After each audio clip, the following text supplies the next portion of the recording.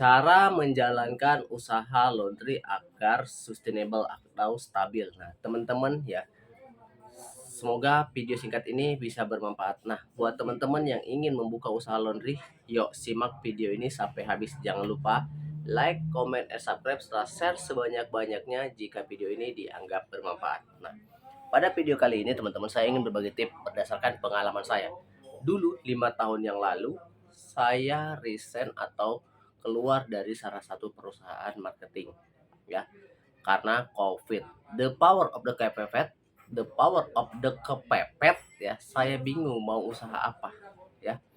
Sementara anak usia muda, anak-anak semua lagi pada sekolah, COVID, biaya hidup dan lain sebagainya.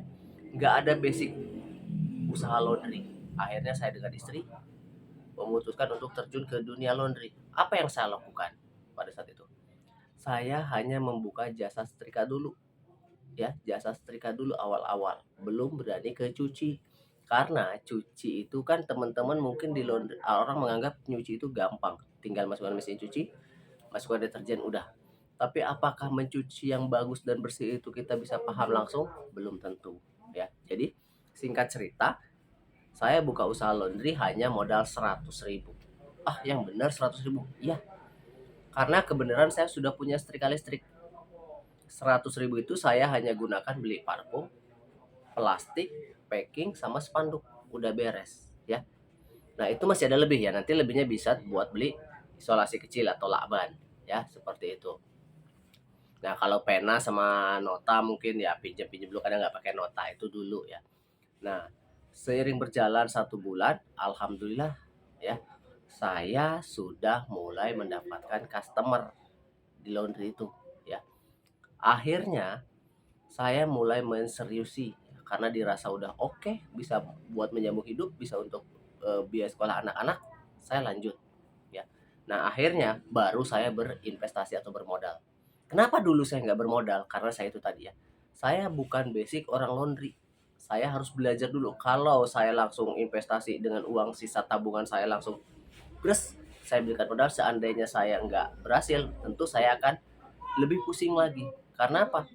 Karena uang tabungan saya habis buat modal, sementara usaha laundry gak jalan. Maklum ya, kita bukan pebisnis ya, masih takut ya. Meskipun kita udah niat yakin kita mau buka usaha laundry, karena saya masih pemula di dunia bisnis, karena basic saya itu hanya pekerja bukan pebisnis, jadi saya masih ragu-ragu. Nah, setelah berjalan akhirnya barulah saya beli yang namanya setrika uap. Nah, itu pun dibantu dari hasil laundry, keuntungan yang sebelumnya tadi waktu kita masih pakai setrika listrik. Alhamdulillah terbeli setrika uap ya, kita jalan, kita mulai. Nah, di situ ya, saya udah mulai belajar cari ilmunya, mencuci yang bersih ya, setrika yang rapi ya, parfum yang bagus. Sudah mulai tahu tuh. Kalau awal-awal saya beli parfum masih jangjong aja, beneran ya, susah banget saya beli parfum. Pada saat itu saya beli parfum, saya bilang beli yang bagus, iya ini bagus, ternyata sampai rumah zonk. Bayangkin teman-teman ya, modal saya hanya 100.000 pada saat itu ya, tapi saya menelan pil pahit beli parfum yang agak nggak bagus. Nah ya, nah setelah saya beli setrika uap, akhirnya customer bertambah karena mereka puas ya. Nah, yang bikin saya senang itu bukan customer bertambah, melainkan customer-customer itu senang. Jadi setiap minggu itu mereka masuk. Jadi istilahnya nggak ada satupun customer yang datang nggak balik lagi karena puas tadi. Akhirnya karena posisi saya saat itu di dalam, bukan di jalan lintas, saya lagi-lagi mau sewa tempat di tepi jalan, tentu makan biaya lagi ya. Duit pada saat itu belum, nggak banyak-banyak banget. Kebayang teman-teman, sewa tempat itu minimal kalau di yang kecil-kecil semi permanen itu 10 juta ya, 10 juta. Akhirnya saya punya duit sekitar 4 juta, saya bikin box kontainer. Box kontainer itu buat apa? Jadi saya setrika di situ, istri saya letakkan di box kontainer, terima di situ, setrika di situ, nyuci bawa pulang. Nah, berjalan berbulan-bulan, lancar. Akhirnya mulailah saya berani sewa tempat di tepi jalan, ya. Nah, box kontainer saya jual. Nah, di situ, ya. Jadi usaha laundry itu teman-teman ya, harus kita benar-benar niatin, ya. Harus benar-benar kita niatin, harus benar-benar kita gali, ya. Nah, zaman sekarang itu udah enak. Dulu 5 tahun lalu itu saya belum bermain di sosial media ya. Saya nggak tahu, saya hanya bermodalkan Bage sama di YouTube aja, di media-media lain. Kalau di media lain sekarang teman-teman boleh cek, banyak banget orang nge-lab tentang cara setrika, nge-lab bagaimana cara laundry, banyak banget ilmu-ilmu yang gratisan. Nah, keuntungan kita belajar di lab itu satu, langsung kita bertanya langsung dijawab, bertanya langsung dijawab, berbeda dengan kita yang di sini ya, di platform ini. Komen kadang nggak langsung dijawab. Nah, itu ya kalau ketemu masalah.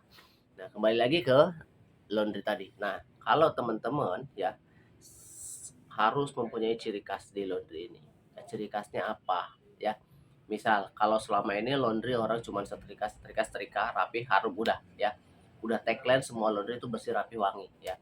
Nah, teman-teman harus punya ciri khas, misal kalau baju yang setelan ya. Nah, seperti ini setelan ya. Kita setelkan rok sama bajunya. Kemudian seragam sekolah, celana sama bajunya, PNS kita pisahkan, kita setel-setelkan. Kemudian satu lagi teman-teman ya. Nah, baju orang tua kita pisahkan, anak-anak kita pisahkan, baju suami, baju istri kita pisahkan. Nah, baju suami pun kita pisah, mana baju kemeja, mana baju kaos, mana celana, jangan di random. Packingnya dicampur boleh, tapi jangan di random. Habiskan dulu setrik kemejanya, setelah kemeja baru di atas kaos, baru kita celana dan lain sebagainya. Jadi jangan di sini celak baju, sini kaos, sini kemeja, sini kaos lagi, sini celana lagi. Nah, itu harus menjadi ciri khas teman-teman di situ. Nah, ketika teman-teman udah menemukan ya ciri khas tersendiri, maka kepuasan pelanggan. Ingat, laundry itu adalah jasa ya. Jasa itu yang penting, udah jelas kepuasan pelanggan. Semoga video singkat ini bermanfaat. Sampai ketemu di video selanjutnya. Thank you.